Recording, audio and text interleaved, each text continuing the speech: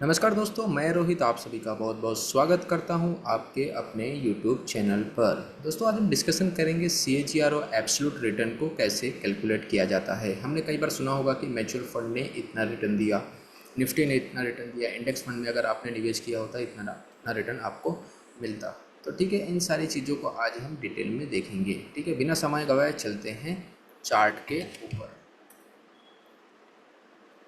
तो दोस्तों, मैंने यहाँ पे गोल्ड का चार्ट ओपन कर लिया है। यहाँ पे मैंने वर्टिकल लाइन और हॉरिजॉन्टल लाइन दोनों को मार्क करके रखा है। ठीक है, यहाँ पे मैंने 1997 से लेकर के अब तक का डाटा कंसीडर किया हुआ है। 1997 का डाटा मैंने इसलिए यहाँ कंसीडर किया है क्योंकि 1997 मेरी बॉर्न डेट थी, उस दिन मेरा जन्म हुआ था, इसलिए मैंने यहाँ पे वर्टिकल लाइन को रखा है। तो यहाँ पे अगर मैंने निवेश किया होता, ठीक है, 1997 में अगर मैंने गोल्ड के अंदर निवेश किया होता तो अब तक मुझे कितने परसेंटेज तक का रिटर्न मिला होता। तो चलिए दोस्तों, इसको कैलकुलेट करते हैं। तो उस समय गोल्ड का रेट चल रहा था 353 रुपये और अभी अराउंड है 2343 रुपये। तो इसको हम एक्सेल के अंदर मार्क कर लेते हैं। तो यहाँ मैं सबसे पहले लिखता हूँ गोल्ड। ठीक है, 1997 उस समय गोल्ड का रेट था 353 रुपये। ठीक है, उसके बाद यहाँ पे अभी 2024 में चल रहा है 2342 रुपये। ओके, कितने साल हो गए हैं इन दोनों के बीच का डिफरेंस आ जाता है। तो ईयर की अगर हम बात करें तो ये हो जाते हैं 27 ईयर्स। ठीक, तो इसको आप कैलकुलेट कैसे करेंगे, तो इज इक्वल टू करके 2342 डिवाइडेड बाई 353 करना है। ठीक, उसके बाद आपको ईयर को कैसे करना है वो भी मैं आपको अपडेट कर देता हूँ। इज इक्वल टू करना है, उसके बाद यहाँ पे 1 लगाना है। जब भी आप ईयर को कैलकुलेट कर रहे हैं तो 1 डिवाइडेड बाई 27 करना है, मतलब जितने भी आपके नंबर ऑफ ईयर्स हैं। ठीक, ये हो गया। उसके बाद अब आपको CAGR की प्रोसेस कंप्लीट करनी है। तो 6.63 आपको अब यहाँ लगाना है एक्सपोनेंशियल मार्क। एक्सपोनेंशियल मार्क लगाने के बाद आपको यहाँ पे फिर से नंबर ऑफ़ ईयर्स का जो नंबर है उसको लगाना है, -1 ब्रैकेट क्लोज। ठीक है, ब्रैकेट को यहाँ पे भी आपको क्लोज करना है, राइट, और उसके बाद इनटू 100 एंटर करेंगे तो आपको यहाँ पे गोल्ड का CAGR मिल जाएगा। तो ये जो है ये है गोल्ड का CAGR, राइट। यानी कि अगर मैंने 1997 में गोल्ड के अंदर निवेश किया होता तो 2024 तक मुझे 7.25% तक के सालाना रिटर्न मिल रहे होते। अब एब्सोल्यूट रिटर्न क्या होता है? एब्सोल्यूट रिटर्न क्या होता है? तो एब्सोल्यूट रिटर्न के लिए आपको क्या करना होगा, इज इक्वल टू 2023 में जितना आपका रिटर्न है डिवाइडेड बाय 353, ठीक है, इनटू 100।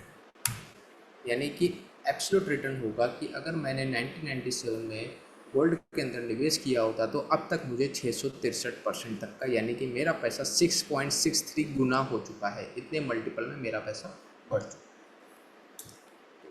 चलते हैं दूसरे चार्ट के ऊपर, निफ्टी का एक बार देख लेते हैं।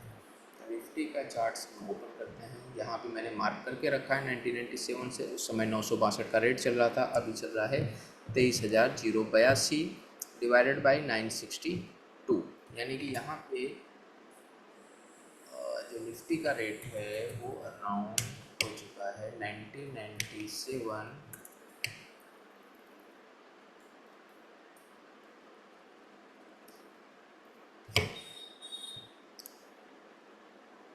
23,082।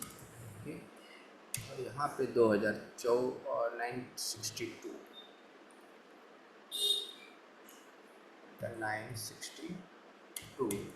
नंबर ऑफ ईयर्स सेम है 27। इसके बाद हमें यहाँ पे कैलकुलेशन करनी है, इज इक्वल टू लगाना है 2342 डिवाइडेड बाई 962 और यहाँ पे एंटर करना है। तो 23.99% तक ये इंक्रीज हुआ है, यानी इतने मल्टीपल में निफ्टी बढ़ा है। तो यहाँ पे क्या करेंगे, 1 डिवाइडेड बाई 27 जो कि सेम नंबर है। उसके बाद आपको सिंपल सी प्रोसेस करनी है, ब्रैकेट को ओपन करना है, 23 करना है, एक्सपोनेंशियल जिसको घातांक कहते हैं हिंदी में वो लगा देना है, -1 करना है, ब्रैकेट को क्लोज करना है, इंटू 100 करना है और यहाँ पे एंटर कर देना है। तो आपको यहाँ पे रिटर्न मिल जाएंगे। इसलिए लोग देखो, हम कई बार हम सुनते हैं कि अगर आपने इंडेक्स फंड में पैसा लगाया होता तो 12 से 13%, जैसा कि मैं कई बार ग्रुप में भी चर्चा कर चुका हूँ कि अगर आप इंडेक्स फंड में भी निवेश करेंगे तो CAGR आपको 12.5%, 13% तक का मिलता रहेगा। आपको ज़्यादा रिस्क लेने की ज़रूरत भी नहीं है, और यहाँ पे इंडेक्स फंड अकेला ही आपको बहुत अच्छे रिटर्न प्रोवाइड कर सकता है। अब इसको अगर एब्सोल्यूट रिटर्न में हम देखें तो ये हो जाएगा, अब तक आपको कितना रिटर्न मिल चुका है, डिवाइडेड बाय 962, ठीक है, और अंडर इंटू 100। तो अब तक 2399 यानी 2400% तक का रिटर्न आपको मिल चुका है, ठीक है, और 12.5% तक आपको सालाना रिटर्न मिल रहा है। तो ये जो है ये आपका CAGR है, जिसे कंपाउंडिंग एनुअल ग्रोथ रेट कहा जाता है। जो आपके मूलधन पे जो ब्याज मिल रहा है उस पर रिटर्न, फिर जो मूलधन आपको मिल रहा है, जो दोनों ब्याज मिले हैं फिर उस पर रिटर्न, यानी हर एक मूलधन प्लस ब्याज के ऊपर चलने वाले ब्याज दर को हम कहते हैं चक्रवृद्धि ब्याज या फिर CAGR या फिर compounding annual growth rate.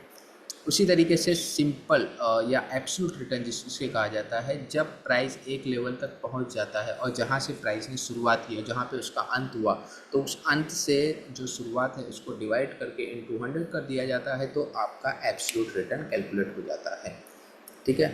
Simple interest भी आप समझ लीजिए। सिंपल इंटरेस्ट का मतलब होता है खाली मूलधन जितना आपने कैपिटल दिया है उस पर ही मिलने वाला रिटर्न, आपके ब्याज पे ब्याज नहीं मिल रहा है, ठीक है, आपके केवल मूलधन पे मिलने वाला पैसा ही आपका सिंपल इंटरेस्ट होता है, जो बैंक के अंदर आपको देखने को मिलता है। अगर आप FD कर रहे हैं तो वो मूलधन पर ही होता है।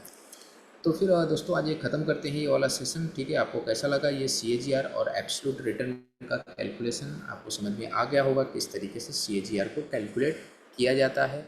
और हमें कभी भी अगर किसी भी फंड में निवेश करना है, किसी भी अगर निवेश का क्राइटेरिया हम बना रहे हैं, तो हमें हमेशा हर एक चीज़ CAGR के फॉर्मेशन में ही देखनी चाहिए।